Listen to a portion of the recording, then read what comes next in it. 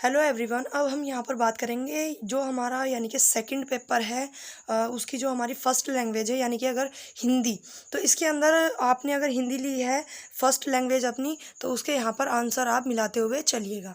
अब देखिएगा यहाँ पर जो हमारा यानी कि फ़र्स्ट है, इसके अंदर हमको यहाँ गद्यांश दिया हुआ है। तो ये जो क्वेश्चन है यानी कि पर्सन संख्या 31 से 35 तक के हमारे गद्यांश से रिलेटेड हैं यानी कि क्वेश्चन। फिर देखिएगा यहाँ पर जो हमें फर्स्ट क्वेश्चन दिया गया है कि भारतीय मनीषा के विभाजित होने का मुख्य कारण क्या है। तो इसके अंदर देखिएगा यहाँ कि पश्चिम की पूर्व पर विजय, भारतीयों के भीतर विद्यमान हीनता बोध, पश्चिम के हम केंद्रित इतिहास बोध का और परंपरा से अलगाव। तो अब देखिएगा यहाँ पर इसके अंदर जो दिया गया है सभी, तो सी ऑप्शन लगा। क्या लगा? सी ऑप्शन बेस्ट ऑप्शन लगा। फिर देखेगा यहाँ पर नेक्स्ट क्वेश्चन की मिथक का महत्व है। मिथक का महत्व है यहाँ पर देखेगा मानव जाति के बोध का हिस्सा बने रहने में, अपने भीतर उपस्थित अर्थ को विकसित करते रहने में, मानव जाति के ज्ञान को विकसित करते रहने में, संबंधित जाति के आत्मीय संसार को जीवित रखने में। तो इसके अंदर दिया गया है यहाँ पर कि जीवन प्रणाली उसके आत्मीय संसार से जुड़कर ही जीवंत हो पाते हैं। तो संबंधित जाति के आत्मीय संसार को जीवित रखने में डी इज राइट ऑप्शन। फिर देखिएगा यहाँ पर 33, न्यायपाल ने भारतीय संस्कृति को घायल संस्कृति क्यों कहा। यानी कि ये दिया गया है यहाँ पर कि घायल संस्कृति क्यों कहा। तो ये दिया कि मिथकों और विश्वासों की अवहेलना के कारण, मिथकों और विश्वासों की अवहेलना के कारण, यानी कि जो सी ऑप्शन दिया गया है वो उसका राइट ऑप्शन होगा। फिर देखिएगा 34 क्वेश्चन, पश्चिमी इतिहास बोध की मुख्य समस्या क्या है।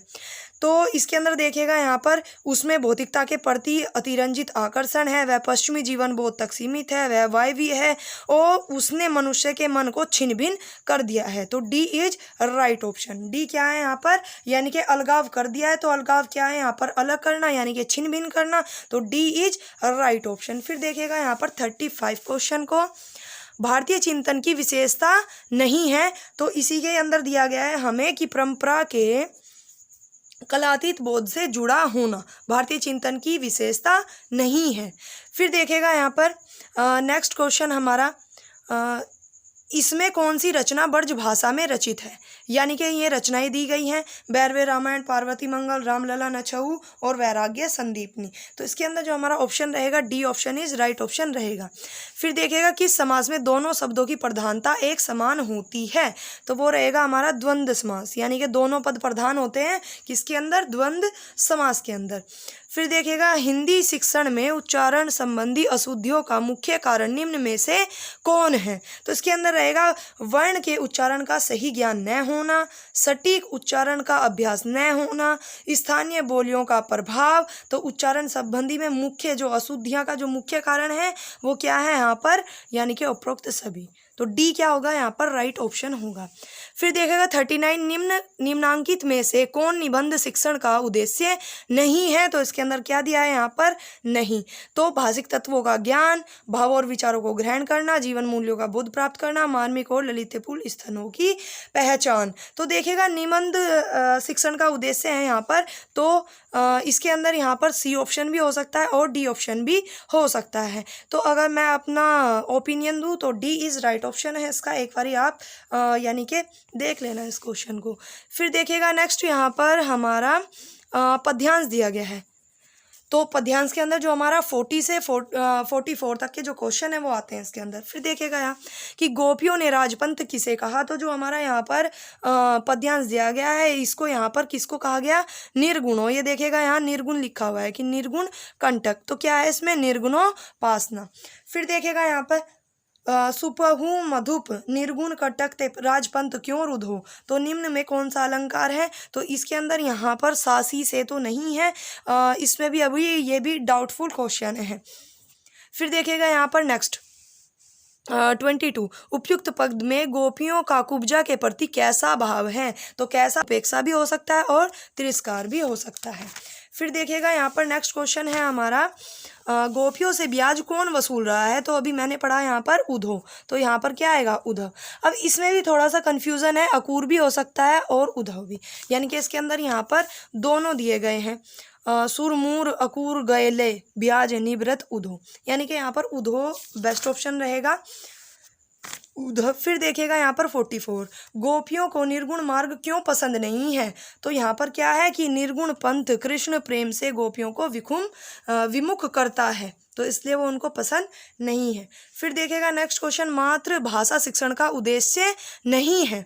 तो अगर मैं यहाँ पर बात करूँ कि मातृभाषा का जो शिक्षण उद्देश्य नहीं है कि वैज्ञानिक चेतना का विकास, भाषिक तत्वों का ज्ञान, भावों विचारों की अभिव्यक्ति, वचन कार्यों के विभिन्न रूपों का ज्ञान, ये सभी राइट है। तो हमारा यहाँ पर क्या पूछा है, नहीं पूछा है, तो नहीं के अंदर कौन सा आएगा, वैज्ञानिक चेतना का विकास। फिर देखिएगा नेक्स्ट क्वेश्चन 46 क्वेश्चन, निम्नलिखित में से कौन मातृभाषा शिक्षण की पद्धति नहीं है। तो किंडरगार्टन पद्धति या मोंटेसरी या डोल्टन या चोमस्की, तो उसके अंदर सी हमारा राइट ऑप्शन रहेगा, यानी कि डाल्टन पद्धति। फिर देखिएगा नेक्स्ट यहाँ पर 47, गद्य शिक्षण करते समय छात्रों के शब्द भंडार में वृद्धि पाठ योजना के किस सोपान के अंदर की जाती है। तो उसके अंदर रहेगा हमारा डी इज राइट ऑप्शन, यानी कि उत्प्रेरणात्मक उपक्रम।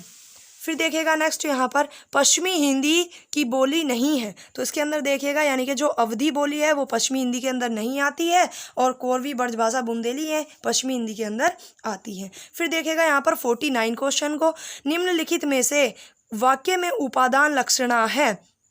ये भी थोड़ा सा डाउटफुल क्वेश्चन है। इसके अंदर यहाँ पर उपादान लक्षणा की बात की गई है। अगर मैं यहाँ कारक को देखूँ तो फिर हमारा यहाँ पर ये वाला रहेगा। अगर मैं यहाँ लक्षणा को देखूँ तो मुख चंद्र है, यानी कि इसके अंदर क्या बताया गया है, मुख को चंद्रमा के समान बताया गया है।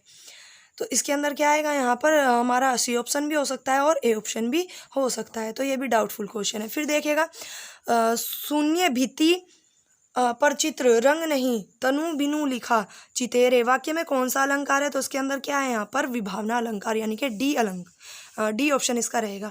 फिर है सृष्टि दृष्टि के अंजन रंजन ताप विभंजन बरसो, व्यग्र उदग्र जग जननी के अभी अग्र स्तन बरसो। तो इसके अंदर काव्य दोष पूछा है, तो क्या है, तो श्रुति कटुक्त इसके अंदर क्या रहेगा, यहाँ पर दोष रहेगा। फिर देखिएगा नेक्स्ट क्वेश्चन, अवधि शिला का उर पर था गरुभार, तिल तिल काट रही थी द्रग जलधार। तो इसके अंदर छंद पूछा है, तो कौन सा होगा, यहाँ पर 12वें छंद होगा। फिर देखेगा नेक्स्ट यहाँ पर मनोगत भाव को व्यक्त करने वाली शारीरिक चेष्टाएं कहलाती हैं। तो क्या कहलाती हैं, अनुभाव कहलाती हैं। व्याकरण शब्द की सही उत्पत्ति है, तो इसके अंदर ऑप्शन रहेगा वी आर्ड प्लस करण।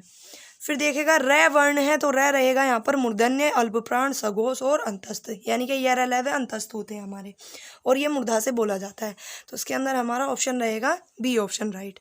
जो बाएं हाथ से भी काम कर लेता है उसके लिए सटीक शब्द है सव्यसाची। क्या है, सव्यसाची।